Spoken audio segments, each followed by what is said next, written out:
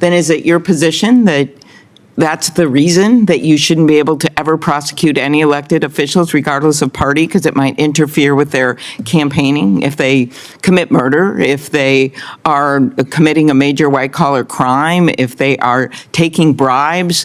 Privately contemporaneous with these events. Okay, I will again go back to the fact that I don't think that the reason that someone is running for office or is has some policy agreement or disagreements with the administration should be a reason to bring or dismiss charges. Yes. Okay. When you appeared in court to file your motion to dismiss, the court stated that your efforts to dismiss the case were unsupported by any objective evidence and, quote, fundamentally incompatible with the basic promise of equal justice under law. Is that what the court said? I don't recall a court saying that at the hearing.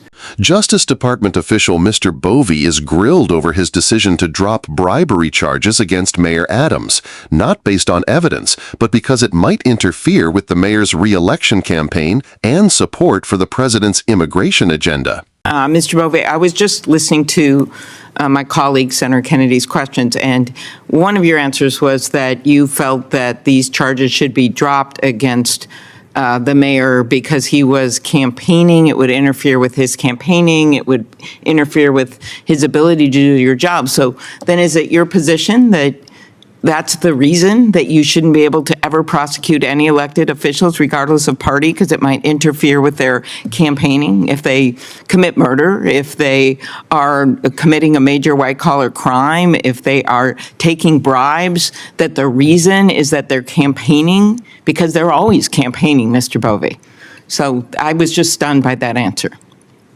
I'm sorry, I didn't mean to be stunning, Senator. I think it's a fact and circumstances determination. It's case specific. In that particular case, based on the charges and the manner in which the case was pursued, I did think that there was, and the department thought, for the reasons we laid out in our brief, that the prosecution placed an inordinate burden on the mayor's ability to protect the city and to campaign in an ongoing election cycle.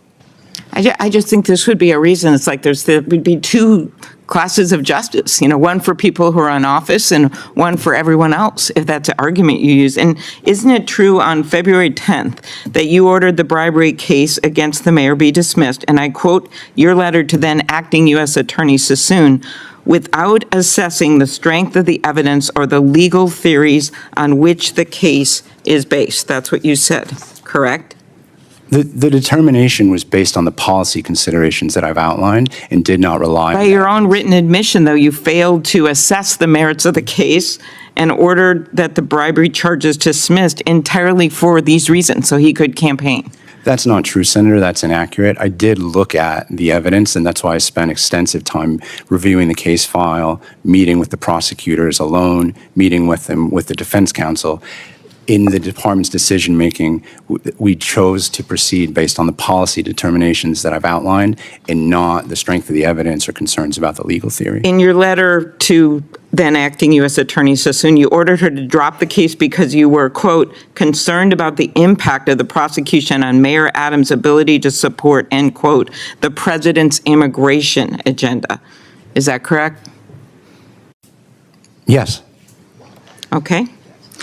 When you appeared in court to file your motion to dismiss, the court stated that your efforts to dismiss the case were unsupported by any objective evidence and, quote, fundamentally incompatible with the basic promise of equal justice under law. Is that what the court said?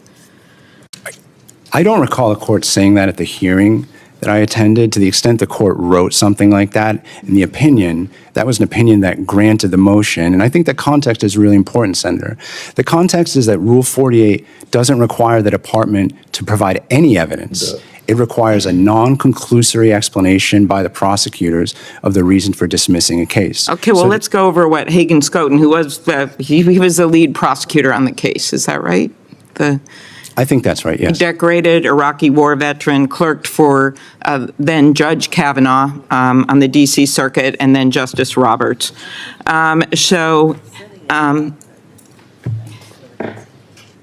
In his letter, he says that Damian Williams' role in the case somehow tainted a valid indictment supported by ample evidence and pursued under 4 different U.S. attorneys. This was your reasoning because you said you felt that the former U.S. attorney somehow tainted this case. But yet, as Hagan-Skoton pointed out, it was pursued under 4 different U.S. attorneys. He said that this reasoning is so weak as to be transparently pretextual.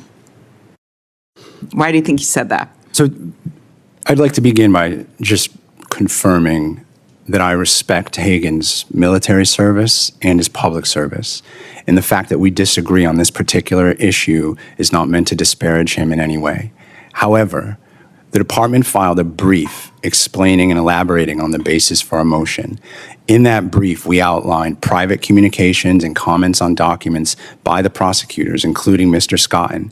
One of those communications, private communications, Mr. Skoton said that he found it plausible that Damian Williams proceeded based on political motivations. So what he said publicly is not consistent with what the trial team was thinking privately, contemporaneous with these events. Okay, I will again go back to the fact that I don't think that the reason that someone is running for office or is has some policy agreement or disagreements with the administration should be a reason to bring or dismiss charges.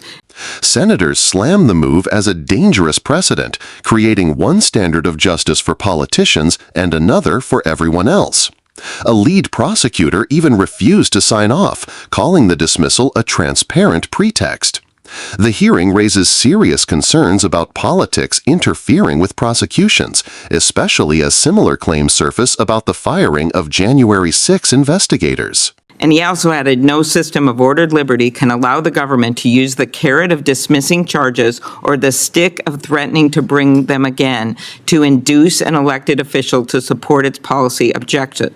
He then ended, as I'm sure you realize, he ended with, I expect you will eventually find someone who is enough of a fool or enough of a coward to file your motion, but it was never going to be me. So my concern with what happened here, and then also with the decision to fire January 6 prosecutors, is basically the same. I am a former prosecutor myself. I ran the biggest prosecutor office in our state, and every single day you're confronted with issues of ethics, and maybe you know someone you're prosecuting, maybe someone knows someone you're prosecuting, maybe they agree with you, maybe you don't, and you have to make a decision based on the law and the facts, and not on whether or not they agree with your administration. And when I look, we heard from, yes, Chairman Grassley, 2 more sentences, when we heard from former prosecutors who were dismissed because they'd simply done their job in looking at what happened on January 6th. I just think it's part of the same threat.